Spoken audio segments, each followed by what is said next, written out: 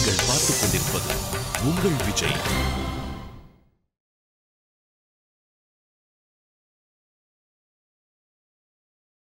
நான் உங்ககிட்ட ஒரே ஒரு உதவி தான் எதிர்பார்க்கிறேன். நீங்க பிள்ளையார் கோவில் தெருவில் இருக்க எல்லார் முன்னாடியும் நீங்க என்னை மன்னிச்சிருங்க. அப்போதான் என்னோட கெட்ட பேர் விலகும். நீங்க எனக்கு ஓட்டு போட்டாதான் இங்க இருக்க எல்லாரும் எனக்கு ஓட்டு போடுவாங்க. இங்க பாருங்க, இது நடந்துச்சுன்னா நான் உங்களுக்கு ஒரு வாக்கு தரேன். நான் என்னோட பவரை யூஸ் பண்ணி நான் உங்க மருமகளுக்கு பெஸ்ட் கிரெடிட் ட்ராஃபியை வாங்கி தரேன். அதோட நான் உங்க போஸ்டிங்க நம்ம ஊர்லயே நான் உங்களுக்கு வாங்கி தரேன். இதுக்காக நான் எவ்வளவு கஷ்டப்பட்டாலும் பரவாயில்ல ஆண்டி, நான் பண்றேன். ஒரு பழமொழி இருக்கே, நல்லது நினைச்சா நல்லதே நடக்கும்னு. இதுல உங்களுக்கும் எனக்கும் நம்ம 2 பேருக்கும் நல்லது இருக்கு ஆண்டி. உங்களால என்னோட பேச்சை நம்ப முடியலல. சந்தியாவும் அவங்களோட ஃப்ரெண்ட்ஸும் நிரபராதின்னு பேப்பர்ல போட சொல்லிட்டேன். இதுதான் ஆதாரம். இங்க பாருங்க.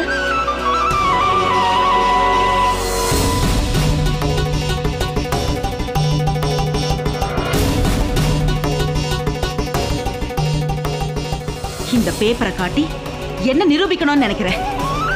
ஆண்டி, நான் இந்த நியூஸை பார்த்ததும் உங்களை பத்தியும் உங்க குடும்பத்தை பத்தியும் யோசிச்சேன். இந்த மாதிரி பண்பாடான குடும்பத்துல இருக்க மருமக இப்படிலாம் செய்வாளான்னு யோசிச்சேன். உடனே நான் என்னோட முழு விசாரணையை ஆரம்பிச்சுட்டேன் ஆண்டி. அப்பதான் எனக்கு தெரிஞ்சது உங்களோட மருமக மேல எந்த தப்பும் இல்ல. அப்படி இருக்கும்போது அவங்க ஏன் தண்டனை அனுபவிக்கணும்? சோ ஆண்டி, என்னோட பார்ட்டி அதை கண்டுபிடிச்சு கொடுத்தாங்க. அந்த குற்றவாளிகளை போலீஸ் கிட்ட ஒப்படைச்சாங்க.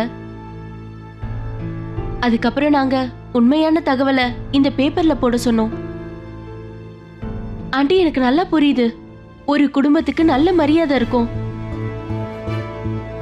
அதுவும் குறிப்பா உங்க வீட்ல இப்ப உங்க பொண்ணோட கல்யாணம் வேற இருக்கு. நான் எப்படி பார்த்துட்டு சும்மா இருப்பேன்? இதெல்லாம் நான் என்னோட தவறுகளுக்காக செஞ்ச பிராயச்சித்தம்னு நினைச்சுக்கோங்க. என்னால எவ்வளவுலாம் முடியுமோ அதை நான் செஞ்சேன்.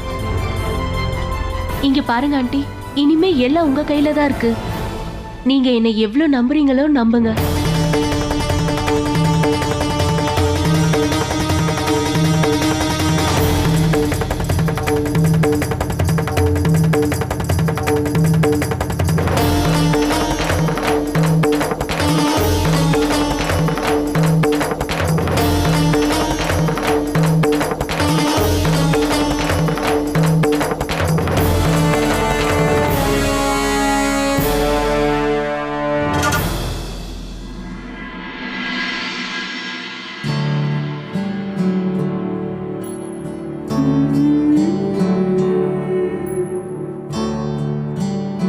சூர்யா அண்ணா, அண்ணி எனக்கு வாக்கு கொடுத்துருக்காங்க.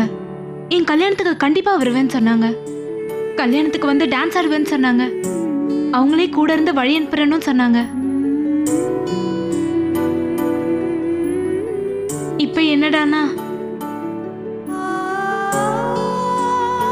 நான் சொல்லட்டுமா? சொல்றேன்னு தப்பா எடுத்துக்காதீங்க. அந்த ஆபீஸ்ல இருக்காங்கல்ல, அவங்க எல்லாரும் கல்லஞ்சக்காரங்கன்னு நினைக்கிறேன். அட, இது என்ன நல்லாவா இருக்கு? என் அக்காவை வரவிட மாட்டேங்கிறாங்களே. இந்த வீட்டோட மூத்த மருமக வேற. அவங்களோட ஒரே நாத்தனாரோட கல்யாணம் நடக்க போகுது. அப்படி இருக்கும்போது அவங்க வந்துதானே ஆகணும். இன்விடேஷன் அடிச்சாச்சு, அதுல அவங்க பேரெல்லாம் கூட போட்டிருக்கோம். ஆனா அக்கா வரலன்னா எப்படி? சவிதா, நாங்க எல்லாரும் இங்கதானே இருக்கோம். கொஞ்சம் யோசிச்சு பாரு. சந்தியாக்கா அங்க தனியா இருக்காங்க. அவங்க கூட யாருமே இல்லையே. அவங்க அங்க தனியா எவ்வளவு கஷ்டப்படுவாங்க. அது மட்டும் இல்லாம உன் கல்யாணத்தை பார்க்கணும்னு அவங்க எவ்வளவு கனவு கண்டு வச்சிருப்பாங்க சொல்லு. ஆனா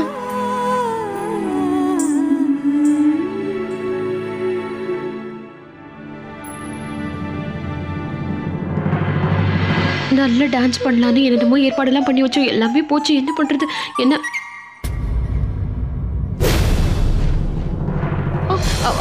அத்தை,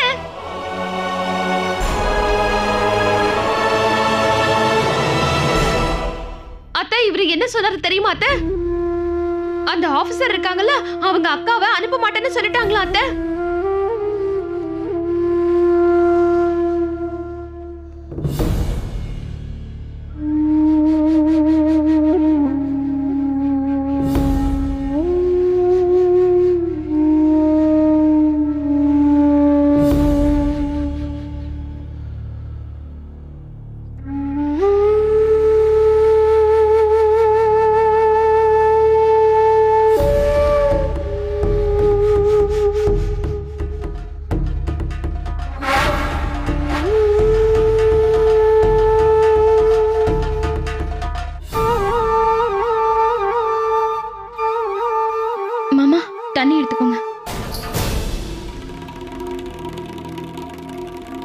பாருங்க அத்தை, நீங்க இப்ப கோவப்படுறதுல எந்த விதமான தப்பும் இல்ல அத்தை. உங்க இடத்துல வேற யார் இருந்தாலும் அவங்களுக்கும் இதே அளவுக்கு கோவம் வரதா செய்யும் அத்தை.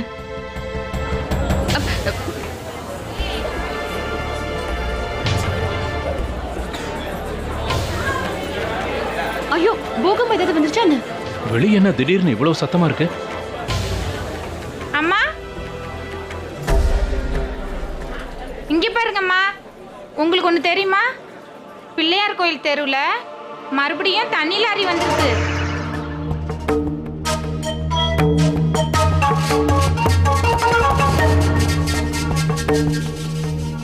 அந்த டேங்கரை அந்த கவிதா தான் மறுபடியும் கொண்டு வந்திருக்காங்க.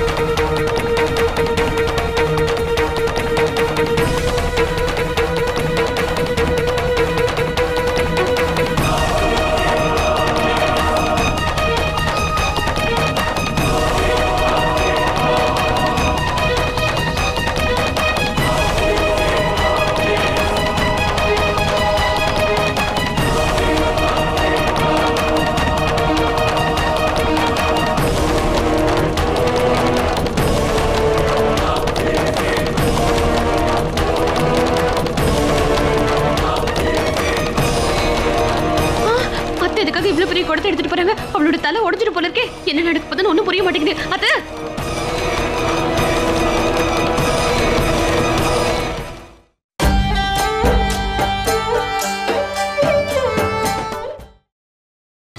நீங்கள் பார்த்துக் கொண்டிருப்பது உங்கள் விஜய்.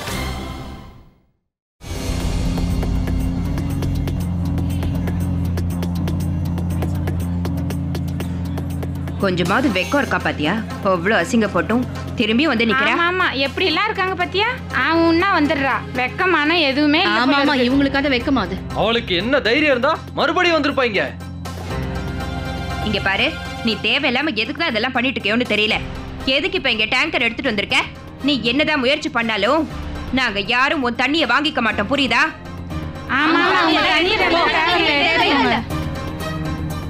மேடம், இப்போ உங்களுக்கு முழு நம்பிக்கை இருக்கா? அந்த சரோஜமா கண்டிப்பா இங்க வருவாங்களா? நம்மளுக்கு டேங்க் வச்சிருக்கிறதுக்கு 24 மணி நேரம் மட்டும் தான் பெர்மிஷன் இருக்கு. அதுக்குள்ள இந்த சரோஜமா ஒருவேளை வரலனா?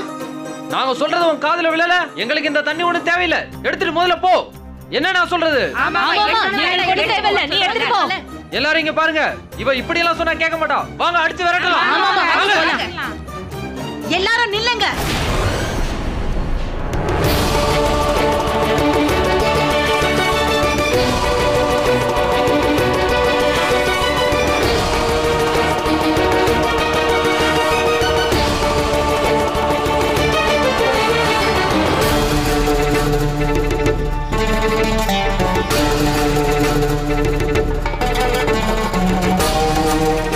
எல்லாரும் நிறுத்துங்க.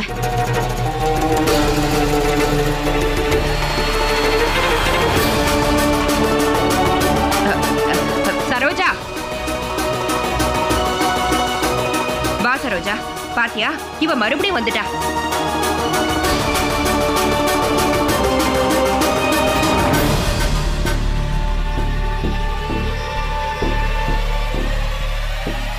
இன்னைக்கு கண்டிப்பா அவ அத்தை கையால நல்ல அடி வாங்க போறான்னு மட்டும் எனக்கு தெரிஞ்சு போச்சு பெரியத்த. கண்டிப்பா வாங்க போறா. வாங்க போலாம். சவிதா வா போலாம். ஐயோ பெரியத்த, நில்லுங்க நில்லுங்க, யாரும் போகாதீங்க. அத்தை தான் போயிருக்காங்கல்ல, அவங்க கையால நல்ல 4 அரை வாங்கினாதான் இவளுக்கெல்லாம் சத்தியமா புத்தி வரும். இருங்க வேடிக்கை பார்க்கலாம்.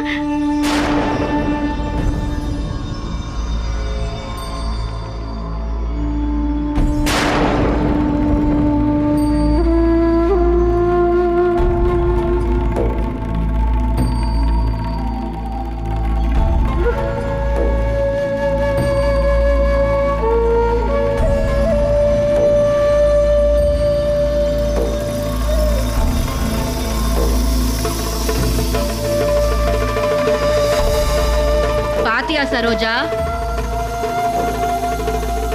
இந்த வெக்கம் கெட்ட பொண்ணு மறுபடியும் டேங்கரோட வந்து நிக்கிற பாரு.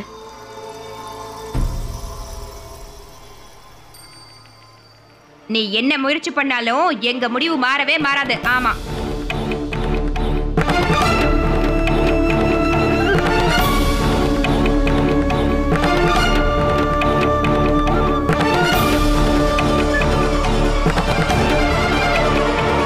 இன்னைக்கு இங்க உங்க எல்லாருக்கும் உதவி செய்யலான்னு வந்திருக்கேன்.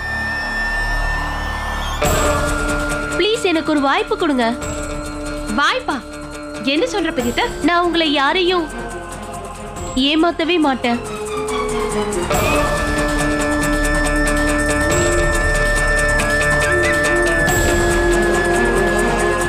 இங்க பாரு சரோஜா, இங்க பாத்தியா, அரசியல்வாதி மாதிரியே பேசுறா பாரு.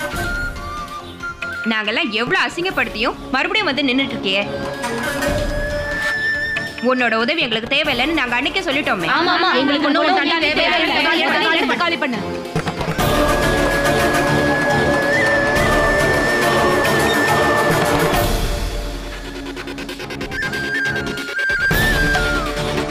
ஆமாக்கா, நீங்க சொல்றது சரிதான்.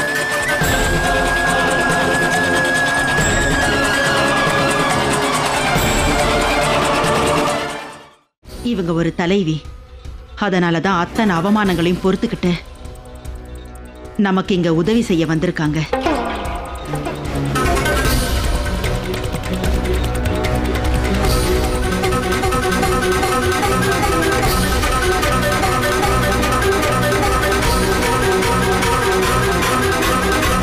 நீ என்ன சொல்ல வர சரோஜா?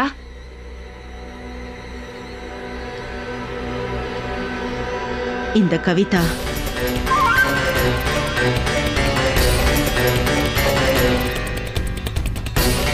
நமக்கெல்லாம் உதவி செய்யதான் வந்திருக்காங்க.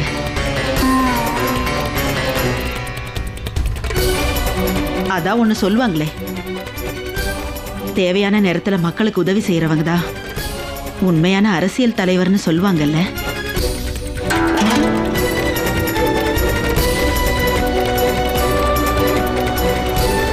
இவங்களை பாருங்க, தண்ணி டேங்கர் எடுத்துக்கிட்டு நம்ம வீடு வரைக்கும் வந்திருக்காங்க. அதனால யாராவது உதவி செய்ய வரும்போது அவங்களை அடிக்கடி விரட்டி அடிக்கிறது நல்லதில்லை. பிரீத்தி, நீ என்னோட கையை கொஞ்சம் கிள்ள. நான் கனவு எதுவும் காணலையே. அதுக்காக இப்படியே கிள்ளுவாங்க? ஐயோ கடவுளே, இங்க என்ன நடக்குதுன்னு ஒண்ணும் புரிய மாட்டேங்குது. மீனாட்சி. சரோஜா, நீ என்ன பேசிட்டு இருக்க? உனக்கு ஏதாவது மூளை குழம்பி போச்சா? அதானே. ஆமாக்கா, இத நான் தான் சொல்றேன். நான் நல்லா யோசிச்சுதான் சொல்றேன்.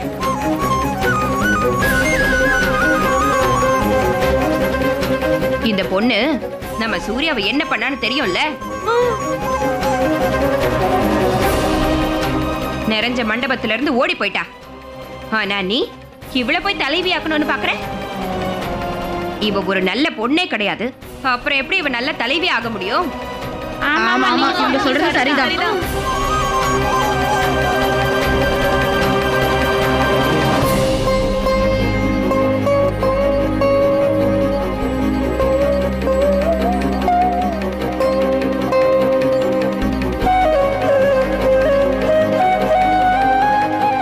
தெரிஞ்சுக்கோங்க.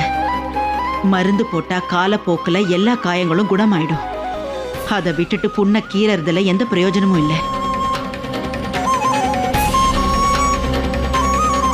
அதனாலதான் நான் நடந்த விஷயங்கள் எல்லாத்தையும் மறந்துட்டேன். இவங்களையும் நான் மன்னிச்சிட்டேன்.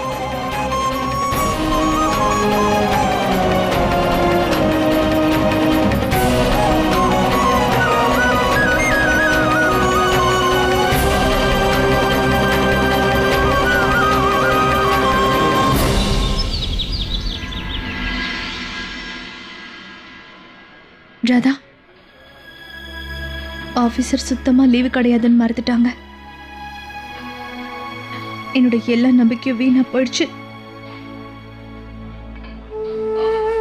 எனக்கு உண்மையிலே ரொம்ப கஷ்டமா இருக்கு. என்னால என்னோட ஒரே நாத்தனாரோட கல்யாணத்துக்கு போக முடியாதுன்னு நினைக்கிறேன். எல்லாரும் நிறைய நம்பிக்கையோட எனக்காக காத்துட்டு இருப்பாங்க. சந்தியா, நீ உன்னையே குறை சொல்லிக்காத. இதுக்கெல்லாம் நான் தான் காரணம். என் பர்த்டேக்கு நாம வெளியில போகாம இருந்திருந்தா இதெல்லாம் நடந்திருக்காது. இல்ல ராதா, இதுல உன்னோட தப்பு எதுவுமே இல்ல.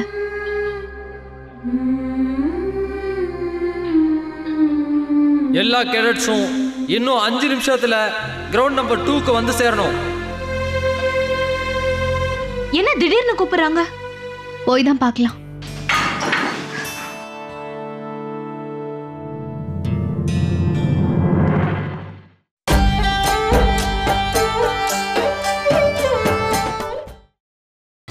நீங்கள் பார்த்துக் கொண்டிருப்பது உங்கள் விஜய்.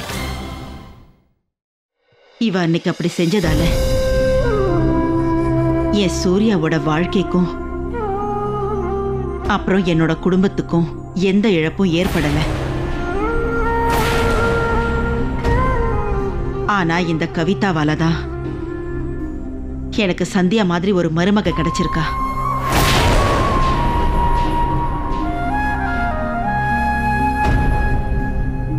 நாளைக்கு அவ போலீஸ் ஆபீசராவும் ஆக போறா.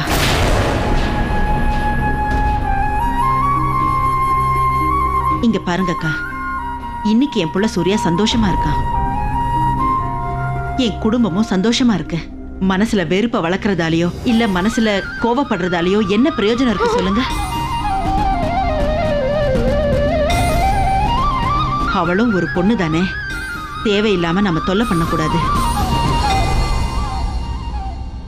இங்க பார் பிரீத்தி, எனக்கு தெரிஞ்ச வரைக்கும் அத்தை இருக்காங்களே, அவங்க எதையும் சீக்கிரத்துல மன்னிக்க மாட்டாங்கன்னு தெரியும். இங்க அப்படி என்னதான் நடக்குது? இவ்வளவு மட்டும் எதுக்காக இவ்வளவு சீக்கிரத்துல அத்தை மன்னிச்சாங்க? மீனாட்சிக்கா, எனக்கு என்னமோ அத்தை போய் சொல்ற மாதிரி தெரியல. அப்புறம் மாமாவும் அத்தை கிட்ட இததான் சொல்லி புரிய வச்சிருக்காங்கன்னு நினைக்கிறேன். ஒருவேளை அத்தைக்கு அந்த விஷயம் புரிஞ்சிடுச்சோ என்னமோ, அதனாலதான் கவிதாவை அவங்க உண்மையிலேயே மன்னிச்சிட்டாங்கன்னு நினைக்கிறேன். ஐயோ, ஒன்னும் புரியல. இங்க பாருங்க, இந்த விஷயம் உங்க எல்லாருக்குமே தெரியும். இந்த உறவு கல்யாணம் எல்லாம் மனசு ஒத்து போனாதான் நடக்கும். அது மட்டும் இல்ல, இது கடவுளோட விருப்பமா கூட இருக்கலாம். அதனாலதான் இவளால என் பிள்ளைய கல்யாணம் பண்ணிக்க முடியாம போச்சு.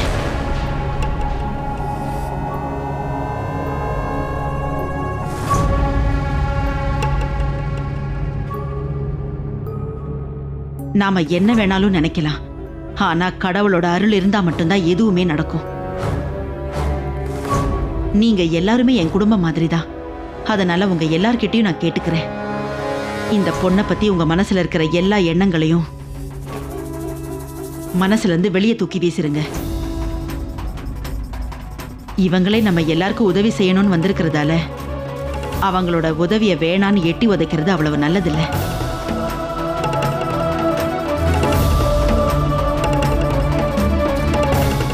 சரோஜா, பொண்ணு எனக்கு நல்லாவே தெரியும். நீ அவ்வளவு சுலபமா யாரையும் மன்னிக்கிற ஆளே இல்லையே. என்னால இன்னைக்கு நம்பவே முடியல. நீ நிஜமாவே இவ்வளவு மன்னிச்சிட்டியா? அத்தை, எனக்கு எதுவும் புரிய மாட்டேங்குது. எப்படி இப்படி நீங்க?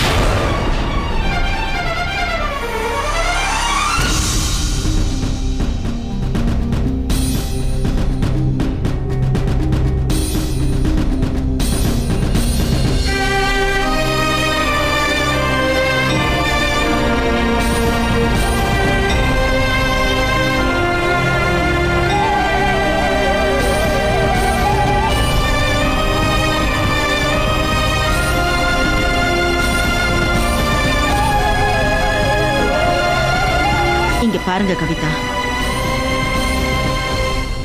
இது என் பொண்ணோட கல்யாண பத்திரிக்கை. கல்யாணம் பக்கத்து ஊர்ல நடக்க போகுது. நீங்களும் உங்க குடும்பமும் கண்டிப்பா வந்துருங்க.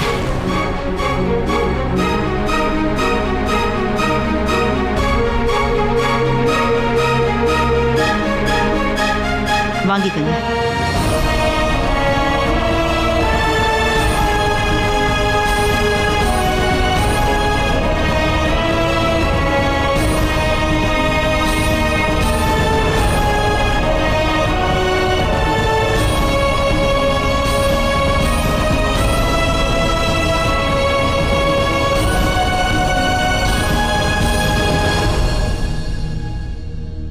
Good morning officers. Good morning, sir. இன்னைக்கு நான் உங்களை எல்லாரும் இங்க எதுக்கு வர சொல்லிருக்கேன்னா ஒரு இம்பார்ட்டன்ட் அனௌன்ஸ்மெண்ட்டுக்காக தான்.